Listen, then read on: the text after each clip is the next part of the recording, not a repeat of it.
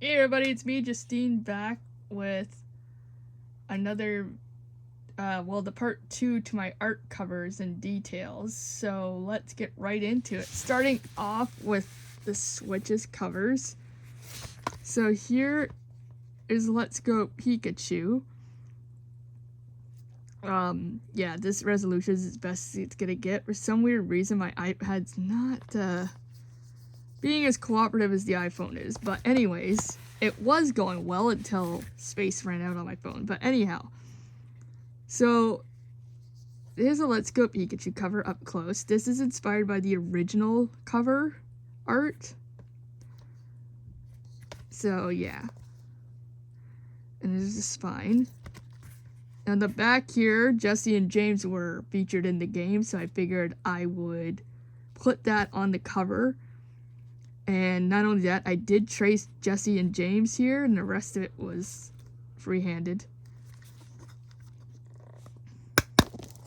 And on the inside, we have the Megas, because Mega Evolution was in the game as well. So there's Mega Blastoise, Charizard X, Charizard Y, Venusaur. I've already drawn these two out twice, which is bonkers. So yeah, and then here's the, looks like Venusaur is eating the game here. Yeah, it's the cover. I think it turned out well because I used a mixture of things. Oh yeah, and I also used crayons on this cover here. So yeah, that's that cover. And then you got FNAF Help Wanted. So I know like the Switch thing is very big up here in comparison to the other one. This is also inspired by the original cover. So most of my cover, all my cover A's are always inspired by the original. Keep that in mind so I'm not repeating myself. So these here, their eyes actually glow under black light, as you saw by the video, the short video I did.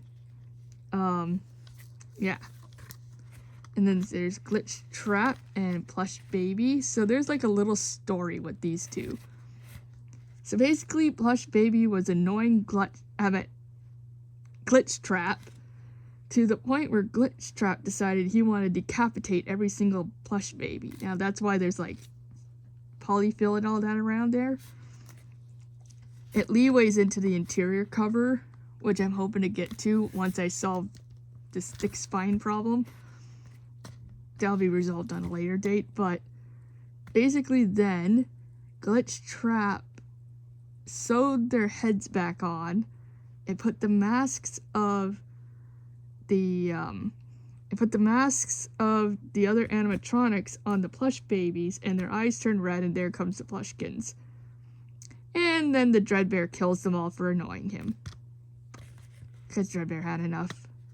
So yeah, so that's why Glitch Trap's, you know, acting a little kooky towards Plush Baby there.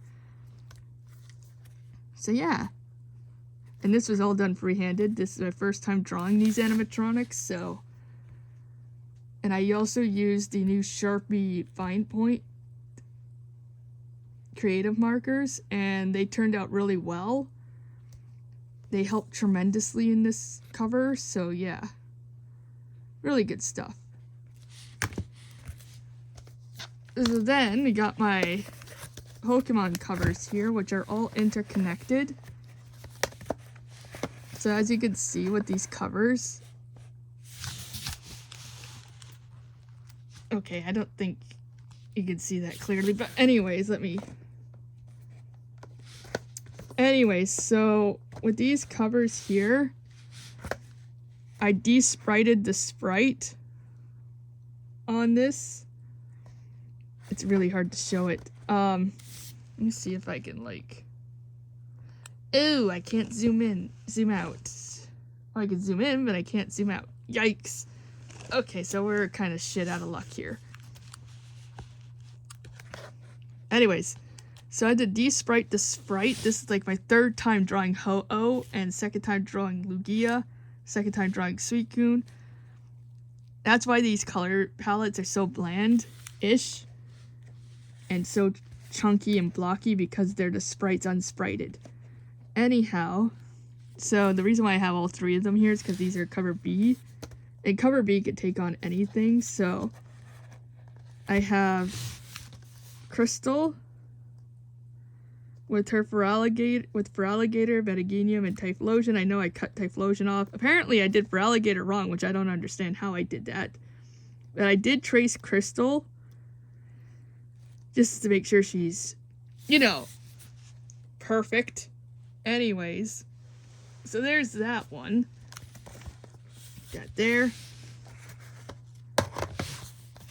And then you have Silver. Again, I traced Silver. And there's the Croconaw, I think that's how you pronounce it, Quilava, and Bayleaf on that cover. They kind of interconnect. And then you have Gold, which again I traced them, Totodile, Cyndaquil, and Chikorita. So I basically connected these covers somehow with the trainers, which is cool. I thought that'd be a cool, unique little way, and I put the glitter on them. And that's their spine. So yeah. Oh god. These are way too far for my liking. Then we have cover A of Crystal. So there's Crystal. I used the Calor Metallics on this one, which looked nice. And then you have the unknowns, because the unknowns were in the opening, so I figured those are important. And I would put the unknowns at the back. And then I have Heart Gold. I meant Gold here, not Heart Gold, but I do have Heart Gold over here. I got the gold cover. It's a little bit more reflective because I found really good paint markers for that. And then got the Heart Gold. And this is the old original Burnt Tower with the legendary beasts. And then you have the new, and then I redid Heart Gold here. Made it a little bit more reflective, along with the spine. And then there's modern day Burnt Tower. I thought that was really cool. This took a lot of details. And then here's Soul Silver. It's reflective background. And then there's the Whirlpools, where you find Lugia. And don't worry, there will be a Soul Silver version of this eventually, once I get there. That took a long time for me to do. And I basically took graphing paper and made Lugia out of that. And then we got Pokemon Puzzle Challenge cover. Now this one was a bit tricky, mainly because it had this underneath it. And then there's like so much color going on. And then all of this is like free-handed. A lot of this I did on my own. Even though I was looking at some of the original art, but I'm sure you could guess which ones are my own thing going on there. But I tried to put all the Pokemon that are available in your party sort of thing in Puzzle Challenge, like the ones that you can unlock and all that stuff. So yeah, it was absolute chaos in the back.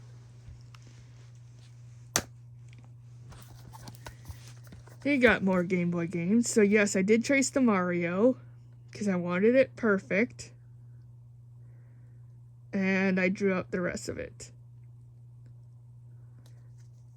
And yeah, so you got the Game Boy. And then I took graphing paper and did Daisy and Mario. You're going to notice a lot of the Game Boy games are basically just the 8-bit versions of the game on the back. And Tetris 2.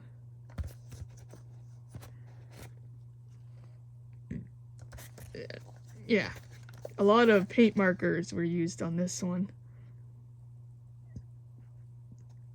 So, in this one's case, I kind of took the front cover and stretched it all the way to the back.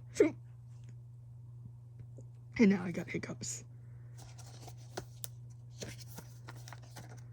And it turned out really well. And you got Donkey Kong. I don't know why that looks that way. Me thinks I may have to go back and fix that. But anyways, that was a first K to A rating there. And yes, I did trace Donkey Kong here. So it looks about right. And Donkey Kong Jr. at the bottom there. I did trace that. Aside from that, it turned out really well. And then you got Mario with the Princess Pauline.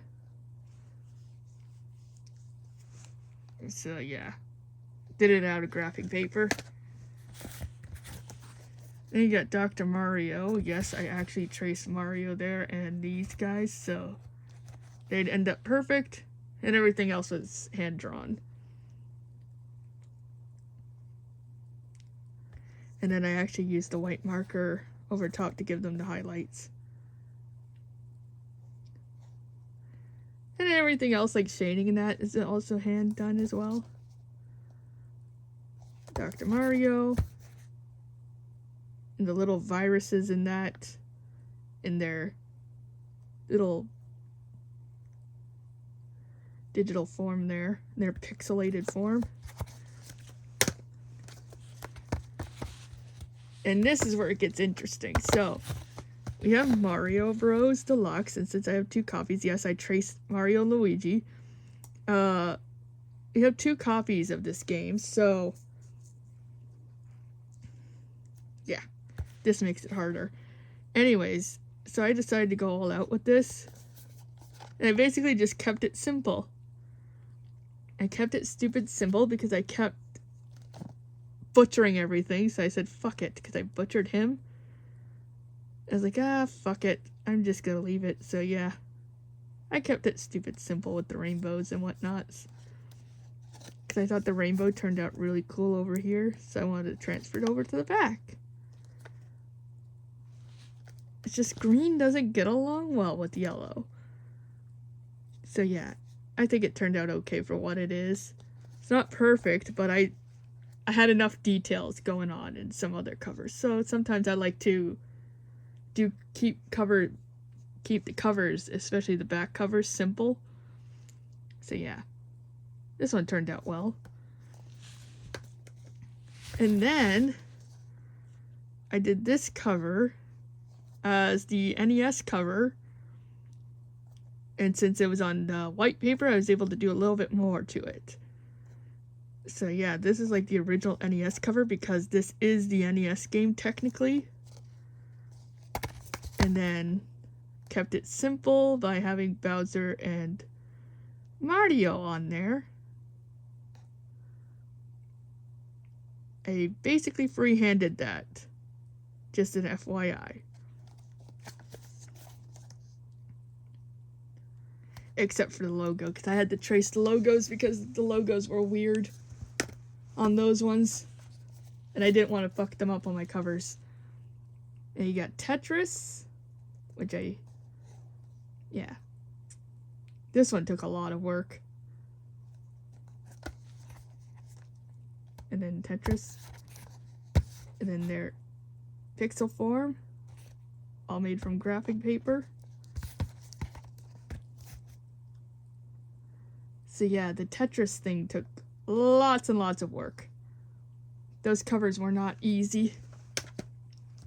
And now we're getting into my Pokemon cover. So this is cover B. So I took the Pikachu and I put it on the graphing paper and basically used paint markers on top of it to give it that cover.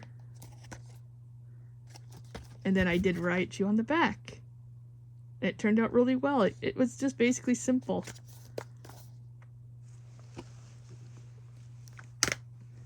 And then those are basically the sprites, by the way, from the Pokemon Yellow.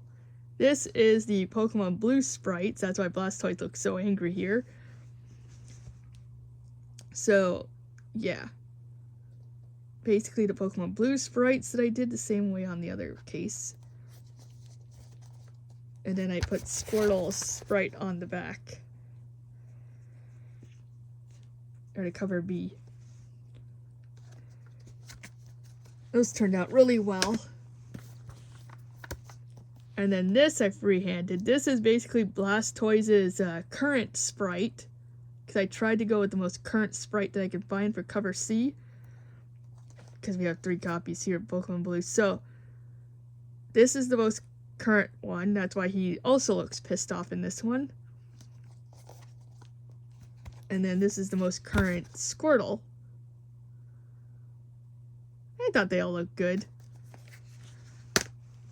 And then the last cover, which is my NES cover here, is the Mario Bros. Cover. So yeah, this was all like free-handed here. None of this was traced. So then I decided on the back cover to do something really crazy. And I decided to do the most annoying thing on the NES version.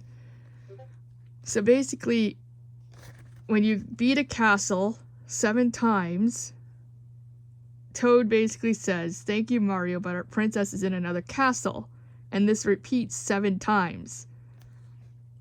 And then we as players are like getting really annoyed at this point. And so I put down, because we're the players of Mario, we get it already. So I thought that was a really fun cover to do that with. So yeah. So yeah, that's the cover. So yeah, that's about all I have here. And that was Catastrophe.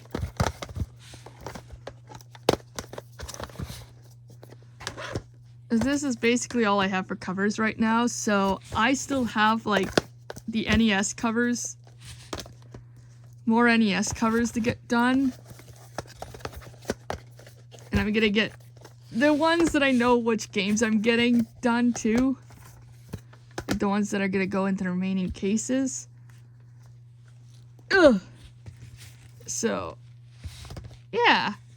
And then I'll do another video with Captain Toad involved in that. So, explaining that. So yeah, if you like this video, please like and subscribe, and thanks for watching, and I will see you in the next one. Bye.